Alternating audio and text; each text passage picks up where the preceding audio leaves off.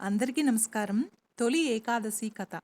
ఆషాఢ మాసంలోని శుక్లపక్షంలో వచ్చే ఏకాదశిని తొలి ఏకాదశి లేదా దేవశయని ఏకాదశి అంటారు. పురాణాల ప్రకారం ఈ పవిత్రమైన రోజున శ్రీ మహావిష్ణువు క్షీరసాగరంలో శేషతల్పంపై 4 నెలల పాటు యోగ నిద్రలోకి వెళ్తాడు. తిరిగి కార్తీక శుద్ధ ఏకాదశి, దేవోత్తన ఏకాదశి రోజున మేల్కొంటాడు. ఈ 4 నెలల కాలాన్ని చాతుర్మాస్యం అని పిలుస్తారు. ఈ తొలి ఏకాదశి వెనుక ఓ పురాణ కథ ఉంది. ఈ కథను విన్నంత మాత్రానే జన్మల పాపాలు తొలగిపోయి కోటి జన్మల మహాపుణ్యం లభిస్తుంది. అంతటి మహిమాన్వితమైన కథను ఇప్పుడు విందాం.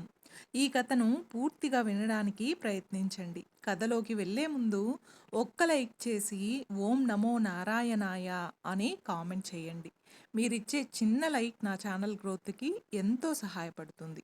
ఇక కథలోకి వెళ్ళిపోదాం.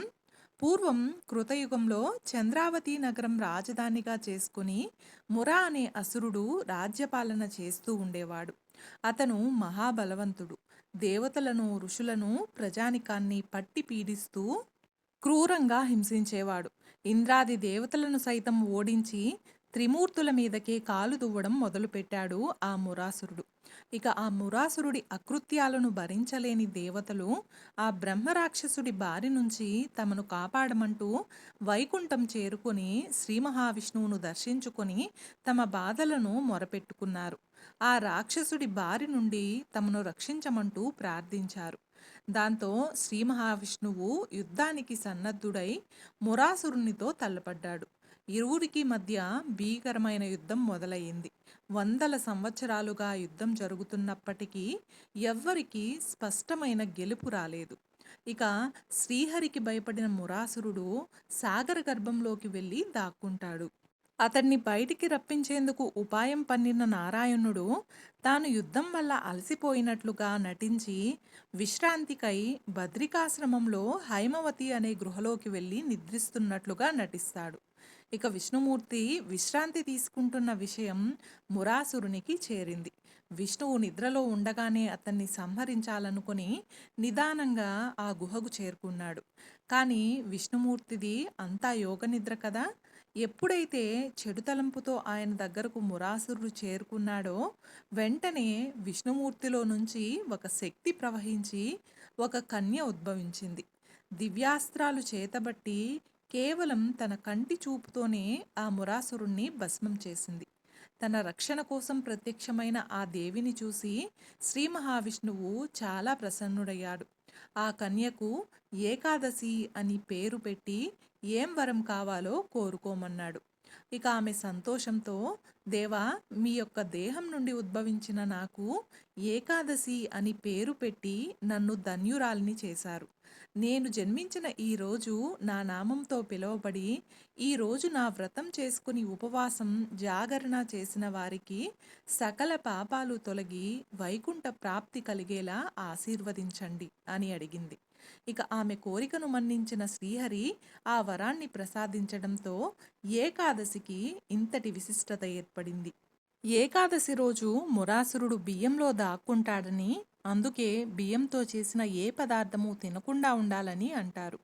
ఈ తొలి ఏకాదశి రోజున ఉపవాసం ఉంటే మిగతా 23 ఏకాదశులు ఉపవాసం ఉన్నట్లే అని విష్ణు పురాణం చెప్తుంది.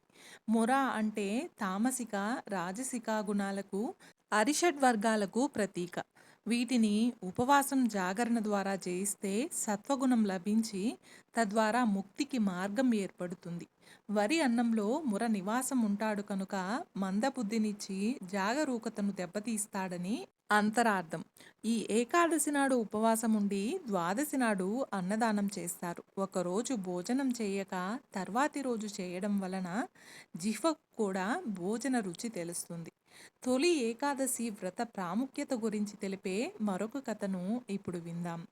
ఇది భవిష్యోత్తర పురాణంలో ఈ కథ ఉంది. పూర్వం సూర్యవంశానికి చెందిన మాందాత అనే చక్రవర్తి ఉండేవాడు.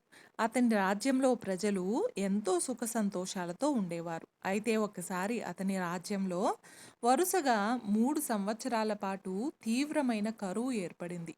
వర్షాలు లేక పంటలు పండక ప్రజలు ఆకలితో అలమటించారు. దీనికి పరిష్కారం కనుగొనడానికి మాంధాత మహారాజు అడవికి వెళ్ళి అంగీరస మహర్షిని ఆశ్రయించాడు. అప్పుడు ఆ మహర్షి రాబోయే ఆషాఢమాస శుక్లపక్షంలో వచ్చే తొలి ఏకాదశి వ్రతాన్ని సకుటుంబంగా ప్రజలందరితో కలిసి అత్యంత నిష్ఠతో ఆచరించమని సలహా ఇస్తాడు. ఇక మహర్షి చెప్పినట్లుగానే రాజు, ప్రజలు కలిసి ఏకాదశి నాడు ఉపవాసం, జాగరణలతో విష్ణుమూర్తిని పూజిస్తారు. ఈ వ్రత ప్రభావం వల్ల రాజ్యంలో సమృద్ధిగా వర్షాలు కురిసి కరువు తొలగిపోయి మళ్ళీ పచ్చదనంతో రాజ్యం కలకలలాడుతుంది. అలాగే ఈ తొలి ఏకాదశి యొక్క గొప్పతనాన్ని తెలియజేసేటటువంటి మరొక కథను ఇప్పుడు విందాం. పూర్వకాలంలో ఒక విశాలమైనటువంటి అడవి ఉండేది. ఆ అడవిలో ఒక పిచ్చుక ఉండేది. దానికి లోకజ్ఞానం పెద్దగా లేదు. ధర్మం, దైవం, పుణ్యం, పాపం ఇవేమీ కూడా దానికి తెలియవు. దాని ఆలోచనలన్నీ కూడా కేవలం ఆకలి తీర్చుకోవడం, కడుపు నింపుకోవడం, అలాగే పిల్లి వలె శత్రువుల నుండి ప్రాణాలు కాపాడుకోవడం వరకు మాత్రమే పరిమితం. ఇక ప్రతి ఉదయం లేవగానే ఆహారం కోసం పరుగులు తీస్తూ ఉండేది ఆ పిచ్చుక. ఇక చీకటి పడేసరికి తన గూటికి చేరుకునేది. ఇదే దాని యొక్క నిత్యకృత్యం. అదే అడవికి ఆనుకొని ఉన్నటువంటి ఒక పెద్ద రాజ్యానికి అమరసింహుడు అనేటటువంటి ఒక మహారాజు ఆ రాజ్యాన్ని పరిపాలిస్తూ ఉండేవాడు. ఆయన చాలా శక్తివంతుడు, ధనవంతుడు, కానీ అహంకారి. తాను చేసేటటువంటి దానాలు, ధర్మాలు, పెద్ద పెద్ద యజ్ఞాలు తనను మాత్రమే గొప్పవాడిగా నిరూపిస్తూ ఉంటాయని, వాటి ద్వారా మాత్రమే తనకు మోక్షం లభిస్తుందని చెప్పి ప్రగాఢంగా నమ్మేవాడు. ఆ అమరసింహుడు అనేటటువంటి రాజు ప్రజల పట్ల దయ, సేవ కన్నా కూడా తన యొక్క గొప్పతనాన్ని చాటుకోవడానికే ఎక్కువగా ప్రాధాన్యత ఇస్తూ ఉండేవాడు.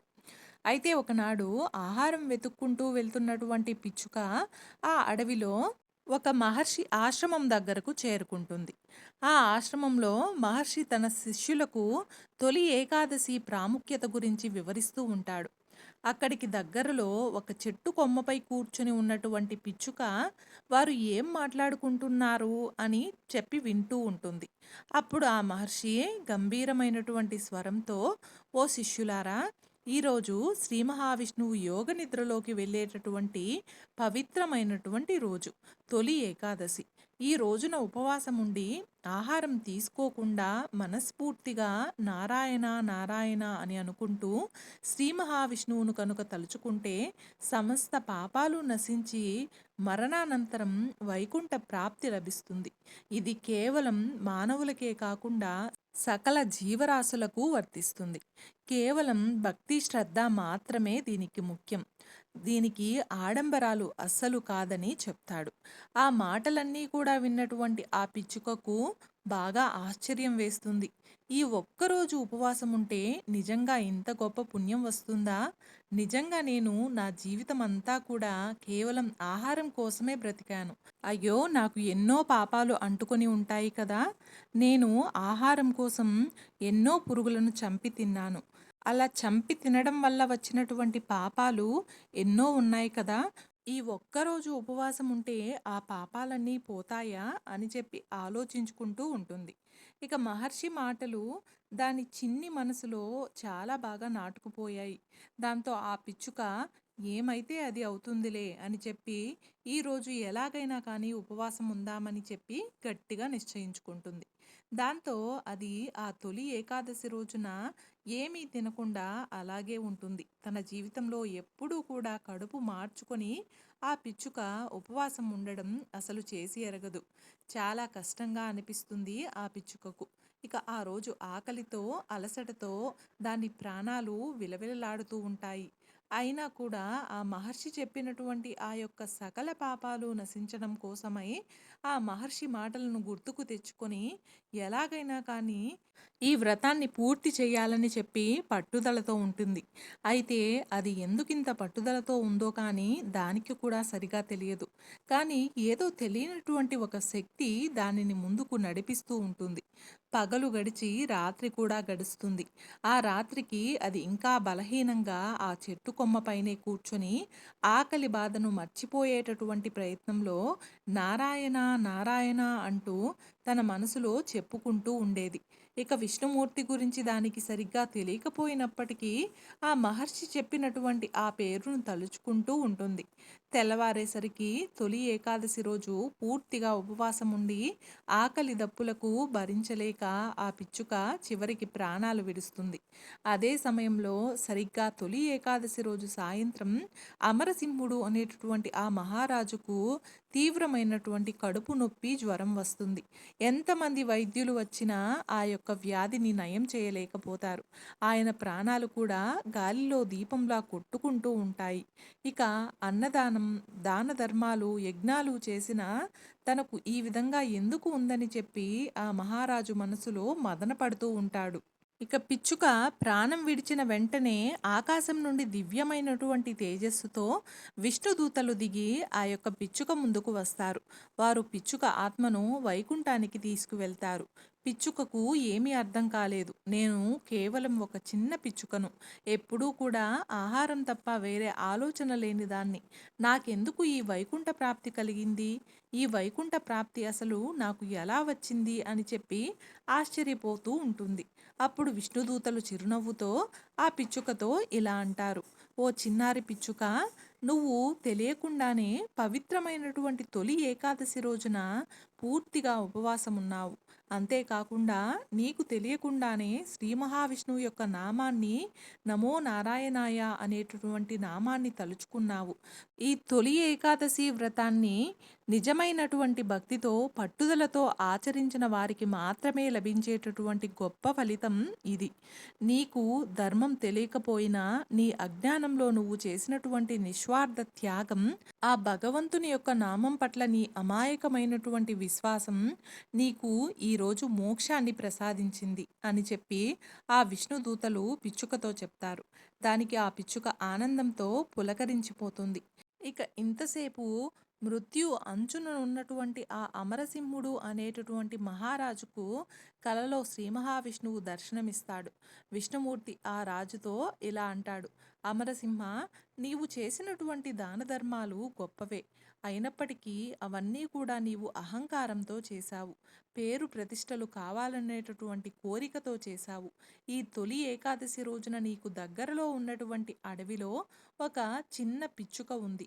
తన ఆకలిని సైతం అది లెక్క చేయకుండా నా నామాన్నే తలుచుకుంటూ ప్రాణం విడిచిపెట్టింది. దానికి అసలు ధర్మం తెలియదు, దానము తెలియదు. కేవలం నా నామం పలకడం, ఉపవాసం ఉండడం మాత్రమే చేసింది. అది అజ్ఞానంగా చేసిన నిస్వార్థమైనటువంటి భక్తితో చేస్తుంది.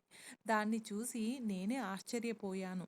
అయితే అసలైనటువంటి నిష్కల్మషమైనటువంటి కర్మ నీవు నీ సంపదతో చేసినటువంటి దానాల కన్నా ఆ చిన్న పక్షి ఆకలితో చేసినటువంటి ఆ నిస్వార్థ ఉపవాసమే నాకు ఎక్కువ ప్రీతిపాత్రమైనది.